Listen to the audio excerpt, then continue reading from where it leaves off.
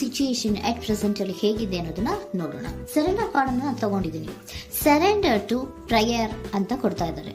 ನೀವು ಪ್ರಯರಿನ ಕಡೆಗೆ ಹೆಚ್ಚು ಗಮನವನ್ನ ಕೊಡಿ, ಸ್ವಲ್ಪ ದೇವರ ಕಡೆಗೂ ಹೆಚ್ಚು ಗಮನವನ್ನ ಕೊಡ್ಬೇಕಾಗತ್ತೆ. ಯಾವಾಗ ನೀವು ದೇವರನ್ನ ತುಂಬ ಹೃದಯದಿಂದ ಪ್ರಾರ್ಥನೆಯನ್ನ ಮಾಡಿ ನನಗೆ ಸಹಾಯವನ್ನ ಮಾಡು ಅಂತ ಕೇಳ್ತಿರೋ, ಆಗ ಅದೆಲ್ಲ ಸಮಸ್ಯೆಗಳಿಂದ ನೀವು ಆಚೆ ಬರ್ತೀರಾ. ಮಾಡೋದ್ರಿಂದ, ದೇವರನ್ನ ನೀವು ಧ್ಯಾನ ಮಾಡೋದ್ರಿಂದ ನಿಮ್ಗೆ ಏನ್ ಸಿಗುತ್ತೆ, ಯಾವುದೇ ರೀತಿಯ ಗೊಂದಲಗಳಿಗೆ ಅಥವಾ ಯಾವುದೇ ರೀತಿಯ ಸಮಸ್ಯೆಗಳು ನಿಮ್ಮಲ್ಲಿ ಇದ್ರೂ ನಿಮ್ಮ ಲವ್ ಲೈಫಿನ ವಿಚಾರವಾಗಿ ನಿಮ್ಗೆ ಆನ್ಸರ್ಗಳು ಸಿಗುತ್ತೆ, ಮತ್ತೆ ಸಪೋರ್ಟ್ ಕೂಡ ನಿಮ್ಗೆ ದೇವ್ರ ಕಡೆಯಿಂದ ಸಿಗುತ್ತೆ ಅನ್ನುವಂತಹದ್ದು ನಿಮ್ಗೆ ಹೇಳ್ತಾ ಇದ್ದಾರೆ. ಅಟ್ ಪ್ರೆಸೆಂಟ್ ಅಲ್ಲಿ ಲವ್ ಸಿಚುಯೇಷನ್ ನಿಮ್ಗೆ ಬಾಟಮ್ ಆಫ್ ದ ಟಕ್ ಬಂದಿರುವಂತಹದ್ದು ರೆಫ್ಯೂಸಿಂಗ್ ಆಫರ್.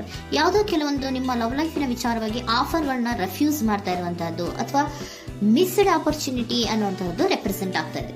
ಯಾಕೋ ನೀವು ಮಿಸ್ ಮಾಡ್ಕೋತಾ ಇದ್ದೀರಾ ಕೆಲವೊಂದು ಆಫರ್ಸ್ ಗಳನ್ನ ಅನ್ನುವಂಥದ್ದು ರೆಪ್ರೆಸೆಂಟ್ ಆಗ್ತಾ ಇದೆ. ಏನೋ ಒಂದು ರೀತಿಯ ಧ್ಯಾನ ಮಾಡ್ತಾ ಇರುವಂತದ್ದು, ಚಿಂತೆಯನ್ನ ಮಾಡ್ತಾ ಇರುವಂತದ್ದು ರೆಪ್ರೆಸೆಂಟ್ ಆಗ್ತಾ ಇದೆ. ಪಾಸ್ಟಿನಲ್ಲಿ ನಿಮ್ಮ ಲವ್ ಲೈಫಿನ ವಿಚಾರವಾಗಿ ಒಂದು ನ್ಯೂ ಐಡಿಯಾ ಇತ್ತು, ಏನೋ ಒಂದು ರೀತಿಯ ಹೊಸ ಐಡಿಯಾಗಳನ್ನ ಮಾಡ್ಕೊಂಡಿದ್ರಿ. ಲವ್ ಲೈಫಿನ ವಿಚಾರವಾಗಿ ನಿಮ್ಮ ಆಪರ್ಚುನಿಟಿ ಕೂಡ ಚೆನ್ನಾಗಿಯೇ ಇತ್ತು. ಆದ್ರೆ ನಿಮ್ಮ ಲವ್ ಲೈಫಿನ ವಿಚಾರದಲ್ಲಿ ಕಿಂಗ್ ಆಫ್ ಸೋರ್ಟ್ಸ್, ನೀವೇನನ್ನ ನಿಮ್ಮ ಲವ್ ಲೈಫಿನ ವಿಚಾರವಾಗಿ ಏನನ್ನ ಎಕ್ಸ್ಪೆಕ್ಟ್ ಮಾಡಿದೀರಾ ಪಾಸ್ಟಿನಲ್ಲಿ ಅಂದ್ರೆ ಲವ್ ಲೈಫಿನಲ್ಲಿ ಒಂದು ಕ್ಲಿಯರ್ ಇರಬೇಕು, ಕ್ಲಾರಿಟಿ ಇರಬೇಕು. ಮತ್ತೆ ಯಾವುದೇ ವಿಚಾರ ಕೂಡ ನಿಮ್ಮ ಲವ್ ಲೈಫಿನ ವಿಚಾರದಲ್ಲಿ ಮುಚ್ಚುಮರೆ ಅನ್ನೋದು ಇರಬಾರ್ದು. ಸ್ಪಷ್ಟವಾಗಿರ್ಬೇಕು, ಸ್ಪಷ್ಟವಾಗಿ ಹೇಳ್ಬೇಕು. ಏನ್ ಹೇಳ್ಬೇಕೋ ಅದು ಸ್ಪಷ್ಟವಾಗಿ ಹೇಳ್ಬೇಕು ಅನ್ನುವಂತಹದ್ದು ಎಕ್ಸ್ಪೆಕ್ಟ್ ಮಾಡುವಂತಹದ್ದು ಪ್ರೀತಿಯ ವಿಚಾರದಲ್ಲಿ. ಮತ್ತೆ ಕ್ಲಿಯರ್ ಆಗಿರ್ಬೇಕು. ಏನು ಅಂದ್ರೆ ನಿಮ್ಮ ಲವ್ ಲೈಫಿನಲ್ಲಿ ಒಂದು ಸ್ಟ್ರಾಂಗ್ ಆಗಿರ್ಬೇಕು, ಸ್ಟ್ರಾಂಗ್ ಬಾಂಡೇಜ್ ಇರಬೇಕು. ಮತ್ತೆ ಯಾವುದೇ ರೀತಿಯ ಚೈಲ್ಡಿಶ್ ಬಿಹೇವಿಯರ್ ಅನ್ನ ಮಾಡಬಾರ್ದು ಅನ್ನೋದು ಪಾಸ್ಟಿನಲ್ಲಿ ನೀವು ಎಕ್ಸ್ಪೆಕ್ಟ್ ಮಾಡಿರೋಂಥದ್ದು ರೆಪ್ರೆಸೆಂಟ್ ಆಗ್ತಾ ಇದೆ. ನೀವು ಅದೆಲ್ಲ ಎಕ್ಸ್ಪೆಕ್ಟ್ ಮಾಡಿದಾಗ ಯಾವಾಗ ನಿಮ್ಗೆ ಅದು ಸರಿ ಹೋಗಲ್ಲ ಅನಿಸ್ತೋ ಆಗ ನೀವು ಪ್ರೀತಿಯಿಂದ ಮುಂದೆ ಬಂದಿರುವಂತಹದ್ದು ಬಿಟ್ಟು ಮುಂದೆ ಬಂದಿರುವಂತಹದ್ದು ರೆಪ್ರೆಸೆಂಟ್ ಆಗ್ತದೆ. ಮೋಸ್ಟ್ ಪ್ರಾಬಬಲಿ ನಿಮ್ಮ ಕೆಲವೊಬ್ಬರಿಗೆ ಈಗ ಆಲ್ರೆಡಿ ಕೆಲವೊಂದು ರೀತಿಯ ಬ್ರೇಕಪ್ ಗಳು ಆಗಿರಬಹುದು, ಕಮ್ಯುನಿಕೇಶನ್ ಇಲ್ಲದೆ ಇರುವಂತಹದ್ದು ರೆಪ್ರೆಸೆಂಟ್ ಆಗ್ತಾ ಇದೆ. ಮೋಸ್ಟ್ ಪ್ರಾಬಬಲಿ ನೀವು ಇವಾಗ ಇಬ್ರು ಕೂಡ ನೀವು ಮಾತಾಡದೆ ಇರುವಂತಹದ್ದು ರೆಪ್ರೆಸೆಂಟ್ ಆಗ್ತಾ ಇದೆ. ಸೊ ಯಾವುದೇ ರೀತಿಯ ಕಾಂಟ್ಯಾಕ್ಟ್ ಅಲ್ಲಿ ಇಲ್ಲದೆ ಇರುವಂತಹದ್ದು ರೆಪ್ರೆಸೆಂಟ್ ಆಗ್ತಾ ಇದೆ. ನೋಡಿ, ಮುಂದೆ ಬರ್ತಾ ಇರುವಂತಹದ್ದು ರೆಪ್ರೆಸೆಂಟ್ ಆಗ್ತಾ ಇದೆ. ಯಾಕೋ ತುಂಬಾ ಬೇಜಾರಲ್ಲಿ ಇರುವಂತಹದ್ದು. ಪಾಸ್ಟಿನಲ್ಲಿ ಕೂಡ ನೀವು ಲವ್ ಲೈಫಿನ ವಿಚಾರವಾಗಿ ಕೆಲವೊಬ್ರು ಬೇಜಾರಲ್ಲಿ ಇರುವಂತಹದ್ದು ರೆಪ್ರೆಸೆಂಟ್ ಆಗ್ತಾ ಇದೆ. ಯಾಕೋ ಕ್ಲಾರಿಟಿ ಇಲ್ಲ, ಕ್ಲಿಯರ್ ಆಗಿರ್ಬೇಕು, ಸ್ಪಷ್ಟವಾಗಿರ್ಬೇಕು. ಏನ್ ಮಾತಾಡಿದ್ರು ಅದರಲ್ಲಿ ಯಾವುದೇ ರೀತಿಯ ಮುಚ್ಚುಮರೆ ಇರಬಾರ್ದು ಅನ್ನೋದು ನೀವು ಎಕ್ಸ್ಪೆಕ್ಟ್ ಮಾಡುವಂತಹದ್ದು. ಪಾಸ್ಟಿನಲ್ಲಿ ಕೂಡ ನಿಮ್ಗೆ ಸ್ವಲ್ಪ ಬೇಜಾರುಗಳಾಗಿರುವಂತಹದ್ದು ರೆಪ್ರೆಸೆಂಟ್ ಆಗ್ತಾ ಇದೆ.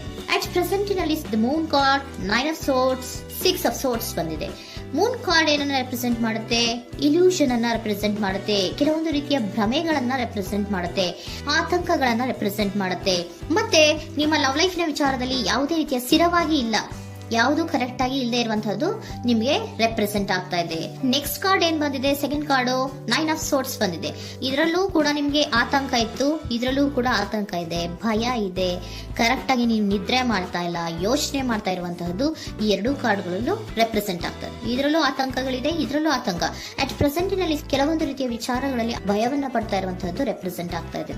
6 ಆಫ್ ಸೋರ್ಟ್ಸ್ ಕೂಡ ಏನಾಗ್ತಾ ಇದೆ? ಮೂವಿಂಗ್ ಆನ್, ಮುಂದೆ ಹೋಗ್ತಾ ಇರುವಂತಹದ್ದು, ಬೇಜಾರಿಂದ ನೀವು ಮುಂದೆ ಹೋಗ್ತಾ ಇರುವಂತಹದ್ದು ರೆಪ್ರೆಸೆಂಟ್ ಆಗ್ತಾ ಇದೆ. ಅಟ್ ಪ್ರೆಸೆಂಟಿನಲ್ಲಿ ಯಾವುದೇ ರೀತಿಯ ಸಮಾಧಾನದಿಂದ ಇದ್ದಿರುವಂತಹದ್ದು ಈ ರೀಡಿಂಗ್ ಗಳಲ್ಲಿ ಕಾಣಿಸ್ತಾ ಇಲ್ಲ. ಓಕೆನಾ? Take it resonate. ನಿಮ್ಗೆ ರೆಸೋನೇಟ್ ಆದ್ರೆ ಮಾತ್ರ ತಗೊಳ್ಳಿ. ನೆಕ್ಸ್ಟ್ ಕಾರ್ಡ್ ಇಮಿಡಿಯೇಟ್ ಫ್ಯೂಚರ್ ನ ಬಗ್ಗೆ ನೋಡೋದಾದ್ರೆ ನೈಟ್ ಆಫ್ ಸೋರ್ಟ್ಸ್ ಬಂದಿದೆ. ಅಂದ್ರೆ ಈ ಕೆಲವು ಬೇಜಾರುಗಳಿಂದ ಏನ್ ಈ ಮೂವ್ ಆನ್ ಆಗ್ತಾ ಇದ್ದೀರಲ್ವಾ, ಕೆಲವೊಂದು ವಿಚಾರಗಳನ್ನ ಕ್ವಿಕ್ ಥಿಂಕಿಂಗ್ ಅನ್ನ ಮಾಡಿ ನೀವು ಮುಂದೆ ಬರುವಂತಹದ್ದು, ಕೆಲವೊಂದು ಆಕ್ಷನ್ಸ್ ಗಳನ್ನ ತಗೊಳ್ಳುವಂತಹದ್ದು ರೆಪ್ರೆಸೆಂಟ್ ಆಗ್ತಾ ಇದೆ. ನಿಮ್ಮ ಲವ್ ಲೈಫಿನ ವಿಚಾರವಾಗಿ ಕ್ವಿಕ್ ಥಿಂಕಿಂಗ್ ಅನ್ನ ಮಾಡಿ ಏನ್ ಮಾಡ್ಬೇಕು, ಹೇಗ್ ಮಾಡ್ಬೇಕು ಅಂತ ಕ್ವಿಕ್ ಥಿಂಕ್ ಅನ್ನ ಮಾಡಿ ನೀವು ಮುಂದೆ ಬರುವಂತಹದ್ದು, ಮತ್ತೆ ಕೆಲವೊಂದು ರೀತಿಯ ಆಕ್ಷನ್ ಗಳನ್ನ ತಗೋತಾ ಇರುವಂತಹದ್ದು ರೆಪ್ರೆಸೆಂಟ್ ಆಗ್ತಾ ಇದೆ.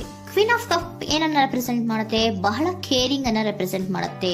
ಏನಿರ್ಬೇಕು ಲವ್ ಲೈಫಿನ ವಿಚಾರದಲ್ಲಿ? ನೋಡಿ, ನೀವು ನೋಡ್ತಾ ಇರೋದು ಹೇಗ್ ನೋಡ್ತಾ ಇದ್ದೀರಾ? ನಿಮ್ಮ ಲವ್ ಲೈಫಿನ ವಿಚಾರದಲ್ಲಿ ಏನಿರ್ಬೇಕು ಅಂತ ಎಕ್ಸ್ಪೆಕ್ಟ್ ಮಾಡ್ತೀರಾ? ಸ್ವಲ್ಪ ಸ್ಟೇಬಲ್ ಆಗಿರ್ಬೇಕು, ಬಹಳ ಕೇರಿಂಗ್ ಇರ್ಬೇಕು, ಎಮೋಷನಲ್ ಇರ್ಬೇಕು ಅದರಲ್ಲಿ ಅನ್ನುವಂಥದ್ದು ನೀವು ಎಕ್ಸ್ಪೆಕ್ಟ್ ಮಾಡುವಂಥದ್ದು. ಈ ನಿಯರ್ ಫ್ಯೂಚರ್ ನಲ್ಲಿ ನೀವು ಆ ರೀತಿ ಎಕ್ಸ್ಪೆಕ್ಟ್ ಮಾಡುವಂಥದ್ದು. ನೆಕ್ಸ್ಟ್ ಕಾರ್ಡ್ ಬಂದಿರುವಂತಹದ್ದು ಏರೋಫೆಂಟ್ ಕಾರ್ಡ್ ಬಂದಿದೆ. ಏರೋಫೆಂಟ್ ಕಾರ್ಡ್ ಏನನ್ನ ರೆಪ್ರೆಸೆಂಟ್ ಮಾಡುತ್ತೆ? ಕೆಲವೊಂದು ವಿಚಾರಗಳ ಬಗ್ಗೆ ತಿಳ್ಕೊತಾ ಇರುವಂತಹದ್ದು, ಏನೋ ಕೆಲವು ವಿಚಾರಗಳ ಬಗ್ಗೆ, ನಿಮ್ಮ ಲವ್ ಲೈಫಿನ ವಿಚಾರಗಳ ಬಗ್ಗೆ ತಿಳ್ಕೊತಾ ಇದ್ದೀರಾ. ಏನಾಗಿದೆ, ಹೇಗಾಗಿದೆ, ಸ್ವಲ್ಪ ಆಕ್ಷನ್ಸ್ ಅನ್ನ ತಗೋಬೇಕು ಅಂದ್ರೆ ನಾನು ಸ್ವಲ್ಪ ಕೇರ್ ಅನ್ನ ಮಾಡಬೇಕು, ಸ್ಟೇಬಲ್ ಆಗಿರ್ಬೇಕು ಅಂದ್ರೆ ಸ್ವಲ್ಪ ನಾನು ಕೇರ್ ಅನ್ನ ಮಾಡಬೇಕು, ಆಕ್ಷನ್ ಅನ್ನ ತಗೋಬೇಕು ಅನ್ನೋಂತಹ ನಿರ್ಧಾರಗಳನ್ನ ನೀವು ಮಾಡ್ತಾ ಇರುವಂತದ್ದು ರೆಪ್ರೆಸೆಂಟ್ ಆಗ್ತಾ ಇದೆ. ಹಾಗಿದ್ರೆ ಏಂಜಲ್ ಗೈಡೆನ್ಸ್ ಏನ್ ಕೊಡ್ತಾರೆ? Are you ready? ನೀನು ರೆಡಿಯಾಗಿದ್ದೀರಾ ನೀವು ಅಂತ ಕೇಳ್ತಾ ಇದ್ದಾರೆ ಏಂಜಲ್ಸ್ಗಳು. ಅಂದ್ರೆ ಏನು, ನೀನ್ ಇಲ್ಲೇ ಕುತ್ಕೊಂಡು ಅಳ್ಕೊಂಡು ಬೇಜಾರು ಮಾಡ್ಕೊಂಡು ಕುತ್ಕೊಳ್ಳೋದು ಬೇಡ, ಸ್ವಲ್ಪ ನೀನು ಮುಂದೆ ಮೂವ್ ಆಗು.